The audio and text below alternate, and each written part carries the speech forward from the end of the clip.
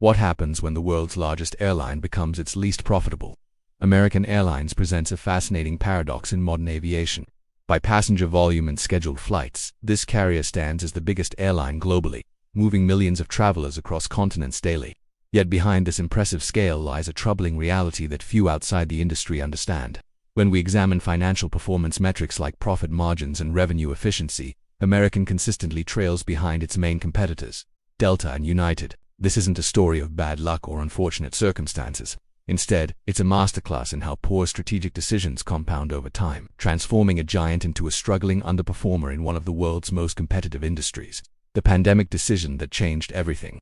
The COVID-19 pandemic forced every airline to make critical choices about their future. As global travel ground to a halt in early 2020, airline executives faced an unprecedented challenge: what to do with hundreds of grounded aircraft. The industry quickly recognized a key pattern: short-haul.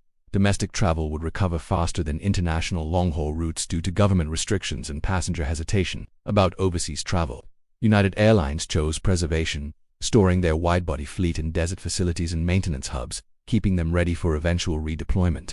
Delta took a measured approach, retiring only their aging, inefficient Boeing 777 aircraft, just 18 planes that were nearing retirement anyway. American Airlines, however, made a dramatically different call. They retired their entire fleets of A330s, 767s, and 757s, slashing their long-haul capacity by a staggering 30%, betting that international recovery would take many years. The costly consequences of pessimism. By summer 2022, Americans' pessimistic gamble had backfired spectacularly. Vaccinated Americans and Europeans were eager to travel internationally again, and transatlantic demand had surged to 90% of pre-pandemic levels. Airline could charge premium fares as pent-up demand created a traveler's willingness to pay top dollar for international trips after 2 years of restrictions. American Airlines could only operate 80% of their normal transatlantic schedule because they simply didn't have enough aircraft. Boeing's manufacturing issues delayed 13 787 deliveries that summer, leaving Americans scrambling. They cut historically profitable routes like Edinburgh and Shannon, eliminated their Seattle-London service, and drastically reduced frequencies to São Paulo, Beijing, and Shanghai. Meanwhile, United and Delta captured the revenue that American had to leave on the table, widening the profitability gap.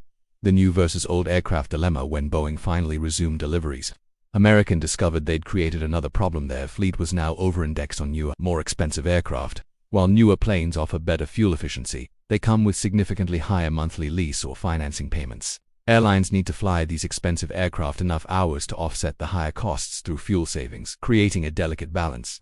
American's fleet composition had shifted dramatically. 40-7% of their long-haul fleet consisted of newer generation wide bodies, compared to just 32% for United and 37% for Delta. Before the pandemic, American's percentage stood at only 27%.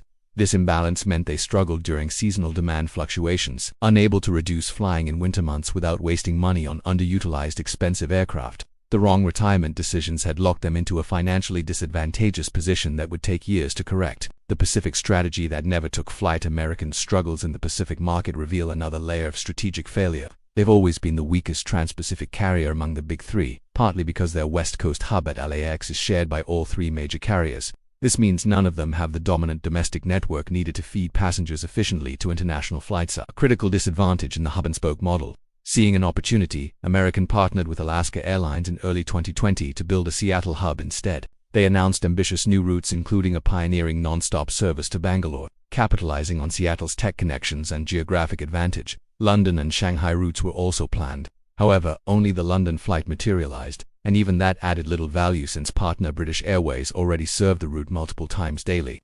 The Bangalore flight never launched due to aircraft delays and Russia's airspace closure after the Ukraine invasion, which added hours to India routes. Seattle and Austin, two failed expansions. When Alaska Airlines announced its merger with Hawaiian Airlines in 2023, American's Seattle strategy collapsed completely.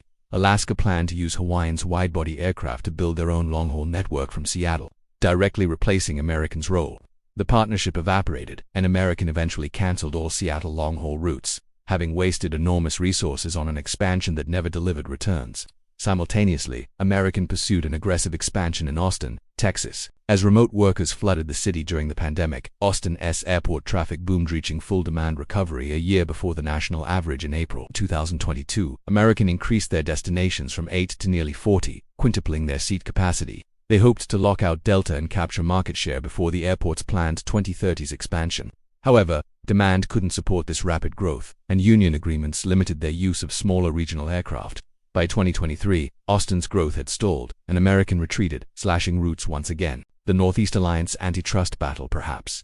American's most controversial strategy was the Northeast Alliance with JetBlue, announced as a solution to their weak position in New York's congested airports. The partnership involved coordinating networks, sharing revenues, and code-sharing flights to compete against United and Delta's dominance. American handed 18 destinations to JetBlue while focusing on expanded long-haul service to cities like Santiago, Athens, and Doha. The Department of Justice saw this differently. They viewed it as anti-competitive collusion that harmed consumers. In court, American and JetBlue argued they were strengthening competition by creating one strong competitor from two weak ones. The judge rejected this argument, ruling that antitrust law exists to preserve competition, not to build it through consolidation. The alliance was terminated in 2024. Networks reverted to previous patterns, and American had wasted years pursuing a strategy that was legally doomed from the start. The corporate travel war that backfired. Desperate to cut costs, American declared war on travel agencies in 2023, particularly targeting the outdated GDS booking system used by corporate travel departments. They wanted agencies to switch to the newer NDC system, which offered American lower costs and better upselling opportunities.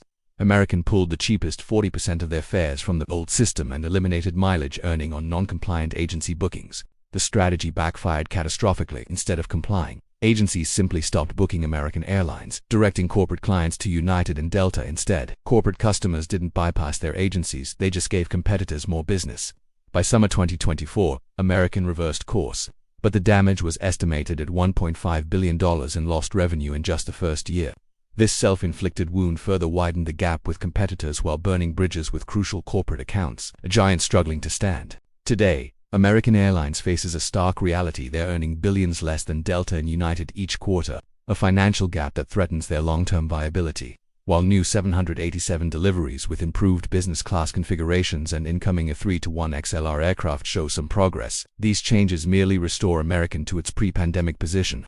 And even before COVID, they were already the weakest of the big three financially.